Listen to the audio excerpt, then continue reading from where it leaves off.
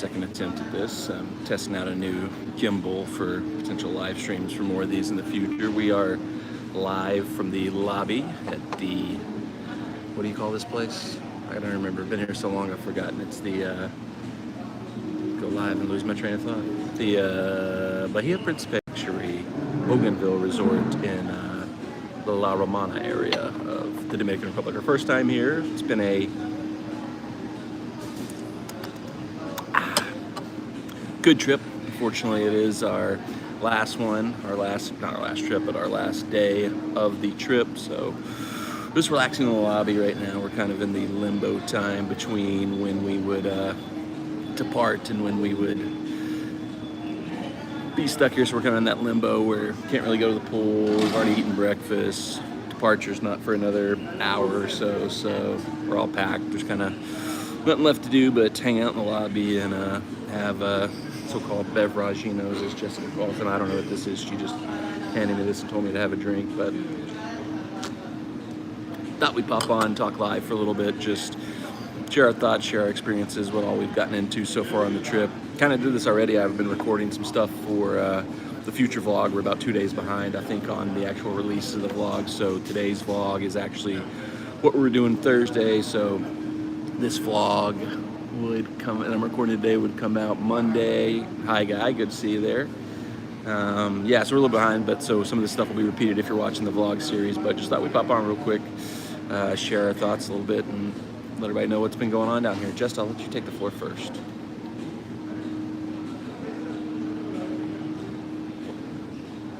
What would you like me to talk about? Just tell them your thoughts on the resort and your experiences here. So I enjoyed this resort. So you have to speak louder. You're like, Oh, sorry. So I enjoyed this resort. First, it was a little rough getting out of the gate. I was thinking we were going to have another Jamaica situation going on, but we did not. It appeared that that first day was just a fluke with the problems we were having, because since then, the service has been fantastic.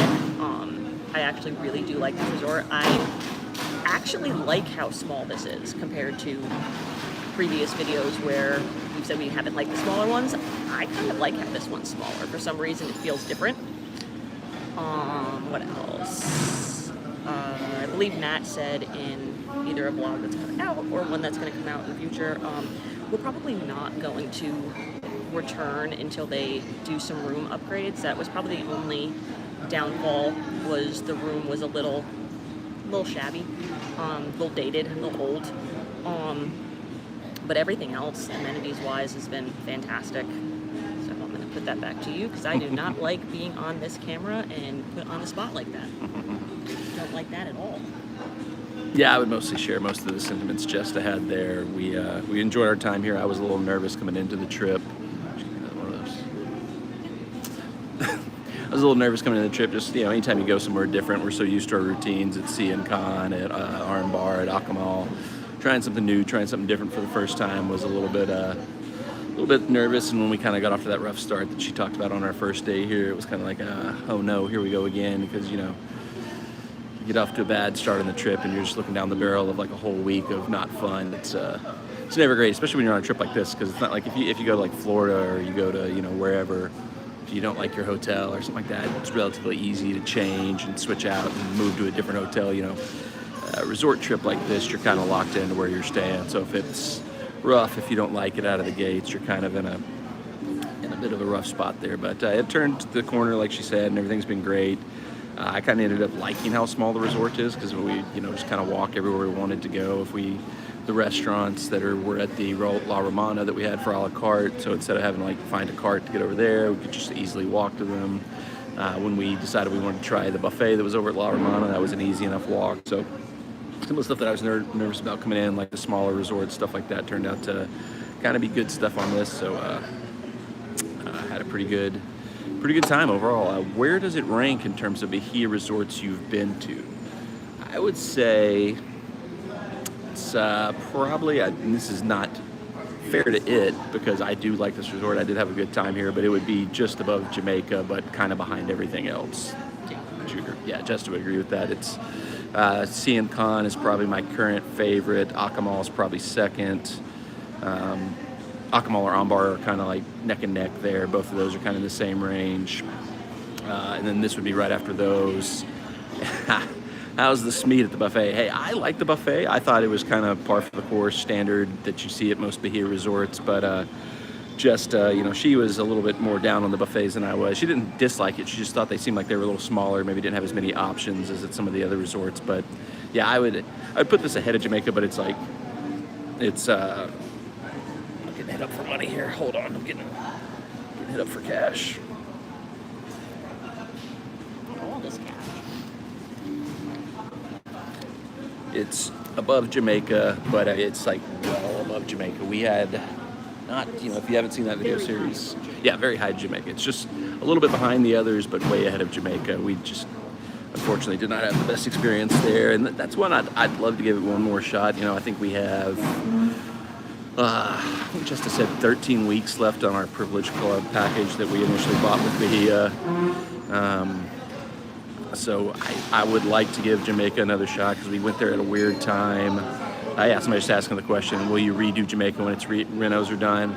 We would consider it. I mean, we'd have to really think about it because we had just such a bad experience there the last time. But I do feel it was kind of unfair because it was right after COVID. It did not seem like it was fully back up to full operations yet. So some of what happened there was unfair, but some of it kind of didn't really have to do with the state of the resort, and some of it didn't have to do with the quality of the rooms and everything. There was other factors that kind of made that trip not the best one we've had. But like I was saying, I think we have 13 weeks left in our Privilege Club package that we bought. So maybe when we get down towards the end, we have a few left. Once the renovations are done, if it looks like they did a good job on it, it looks like something checking out, we may have to try it again, because it's always gotten, that's the kind of the weird thing for us, is it had always seemed like it had gotten really, really positive reviews, and it had always been among people's favorite in the Bahia chains, and just was just not great for us for whatever reason.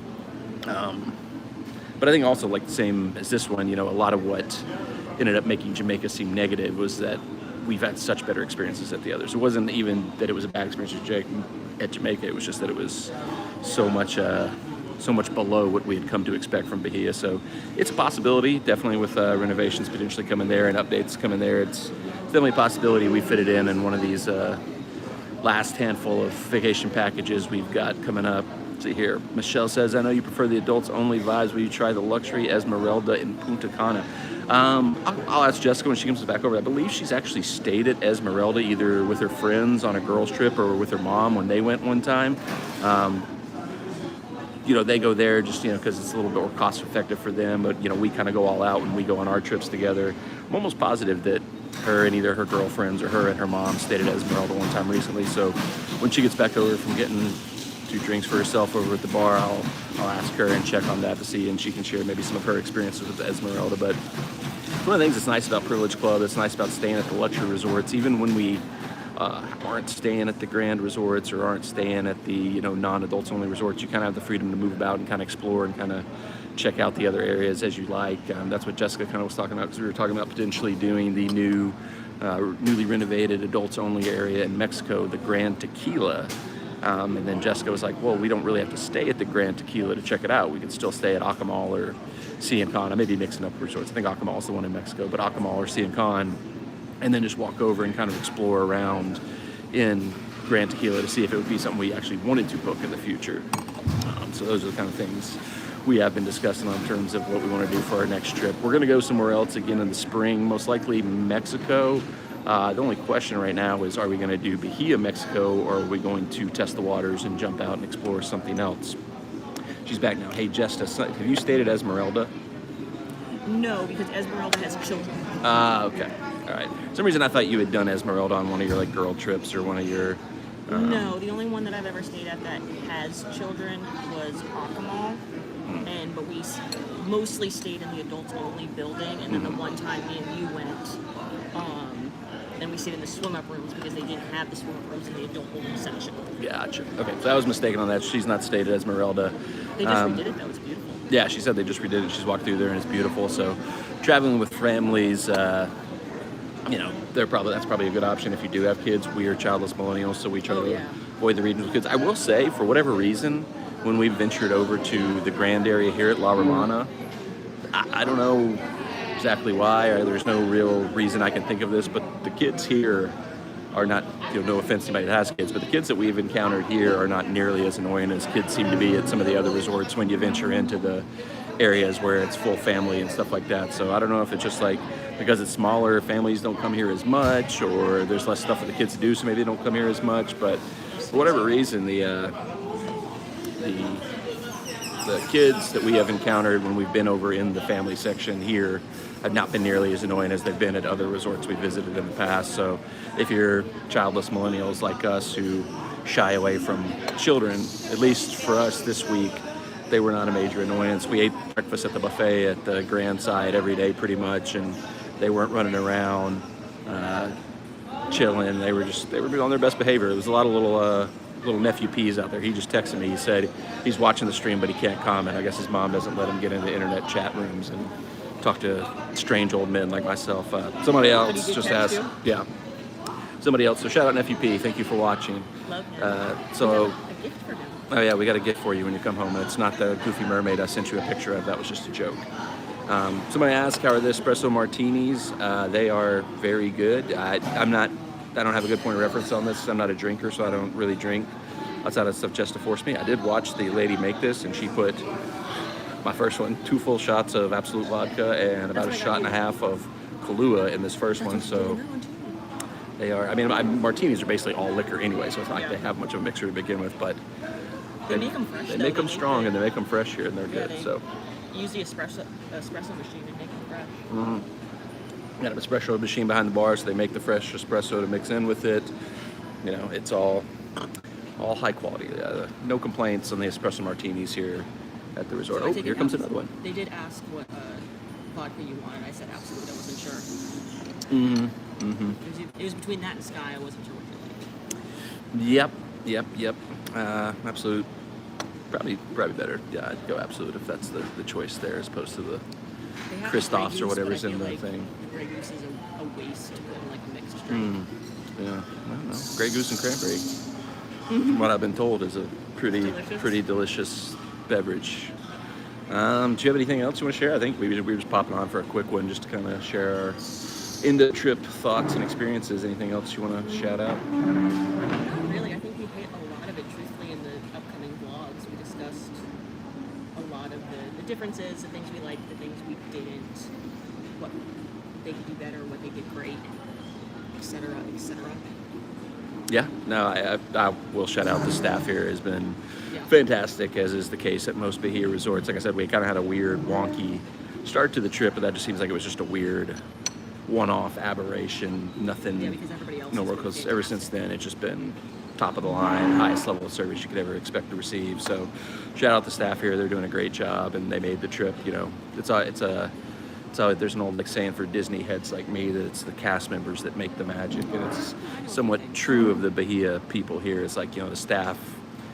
Thinking back to that Jamaica trip, the staff on these resorts can really make a huge difference in your experience here versus other resorts. And I mean, we'll be talking about Egg Lady at CNCon, for the rest of our lives because of how great of a impression she made on us. That just tells you, great staff can make your vacation that much better. You said you had a thought you wanted to share? Actually, hang on, let me put you on camera. One of the main things that I've noticed, and this is from me coming to speak louder. Coming to these resorts much longer than Matt has. Originally, when we came to Dominican Republic, almost 20 years ago, it was a lot of Europeans, and now it's very much Americanized. They have American drinks and all of that. But here, it's actually still like when we first came. It's a lot of Europeans. A lot of the stuff that we're used to getting in the more Americanized areas isn't here. So I'm actually surprised that you were able to get espresso martinis. Because they didn't know what a Miami Vice was. They didn't know what a painkiller was. And these are common frozen drinks that I get at all the other resorts.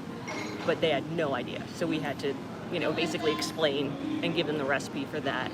And it's very obvious here that there's not a lot of Americans here. Mm-hmm. It's very European centric. Nothing wrong with that. I'm not saying there is anything, but it's very much the way it was, I want to say in 2002 when I first came here. And not even here, I went to Punta Cana. Punta Cana used to be like that. And now Punta Cana is almost like, I'd say like a mini Cancun now. Like it's... You went to Punta Cana in 2002? Yeah, that's the first time I went to Dang, Dominican Republic. I wasn't even in high school yet. You literally graduated in 2003, and that's because you went to pre-first because you failed kindergarten. Anyway, none of that really matters. But to her point, just beyond the who's here, what type of clientele is here, the resort itself very much feels like a throwback to those early trips. Like our very first trip to a Bahia resort together was our honeymoon. I've talked about this in some of the earlier vlogs. Probably this is probably a little repetitive, but we went to Armbar. Is that where we go? Armbar. And it was this old colonial style theming. The room we're in is almost identical to the room we were in on our very first ever trip. So this is very much a throwback to like the pre-refurbished rooms that we've seen at some of the resorts over the last several years and last several trips. So, but it was, like I said, I mentioned this in the wrap up I filmed a little bit earlier for the vlog. I kind of like the old colonial styling. Like I wouldn't necessarily like, if I was going to refurbish these rooms, which they do need to be refurbished, I wouldn't get rid of that part of it. I would definitely just modernize the rooms. Like we don't have nearly enough outlets in the room for plugging stuff in. There's the faucets and the other fixtures are very outdated. So like keep, the style, keep the general vibe of the rooms, but update some of that stuff is probably the biggest thing this resort needs from our experience here. But more outlets and just update the bathrooms, I would say. Yeah. If all that really needs to be done in the rooms. Yeah, but to her point with like the staff here not being as familiar with maybe some of the American drinks, this is also like the first resort we've had like, I wouldn't say major, but some issues with like a language barrier. Like everywhere we've been, people generally understood English, could speak English and stuff like that. There's been a few instances on this trip where that became a little bit of a barrier. I'm an idiot though. I'm stupid too because I try to speak as much Spanish as I can. Like last night at dinner, I tried to say I wanted the cheese bread and I said fromage, and the poor waitress looked at me like I was insane, and I looked at her like she was insane. I'm like, I'm speaking your language. How do you not know what fromage is? And then Jessica had to be like, that's French, you moron. I'm like, I'm just an idiot. But like, I've already mentioned this because it was in the very first vlog in the series, but like our driver from the airport spoke zero English. So that's the first time that's ever happened. Borderline a miracle we even got to the resort in the first place, because when you're trapped in a minivan with a driver who can't communicate with you at all, and he actually gets you, shout out him for being able to get us to our destination without being able to have any level of communication with him good time. But there are other ones where like the waitresses and the staff here, they don't speak quite as good English as maybe we've experienced some of the other resorts. And it's, like I said, it wasn't a problem. We figured out our way through it in the most part, but that was something that was, to Jessica's point about the clientele and the style here, a little different than what we've experienced in previous ones. But I think I don't expect them to speak English anyway. It's not. Yeah, that's what I'm saying. It's not a knock on them because it's their country, it's their language, but it's just something in the other resorts, the other places, hasn't been as much of a language barrier. And even here, it wasn't like a major, like there wasn't ever like we couldn't get things figured out, but it was just like more noticeable that some of the staff here was not as up on English as they are in other places. But like I said, overall, we had a great time. Would consider coming back if they updated the rooms again, because we kind of did the same thing we do on every trip. Like if you watched any our other trip vlogs in our other series, you probably have seen not too much changes from one trip to the next. We pretty much figure out where our spot at the pool is going to be, what we're going to do, and then we kind of just go about our business. And we were able to do that here, even though it was a smaller resort. So would visit again if they did some updates and some changes there, but as of now, it still sits below the CM Con, Armbar, Acapulco level for us. But I'm gonna wrap this one up. Just want to pop on live real quick, just chat and kill some time while we're waiting to get picked up and taken back to the airport. Appreciate everybody who watches these videos. These always do really well. I'm really surprised. I never knew these were going to be the videos that would do well on the channel, so I really hope they're helpful. Hopefully people can get something out of it. Hopefully helps with trip planning. Always, if I didn't answer any of the questions, if I missed anything here, comment section is always open on this video and any others, so feel free to drop us a line, ask us questions. You can reach out to me on social media as well. I have all that linked down below. We got about just under an hour till we get picked up and have to make our way home, so I'm gonna enjoy this last little hour, relax, decompose a bit, and then make our way back to Nashville. So thanks for watching. Appreciate those who jumped in the chat. Until next time, Viva Esperance.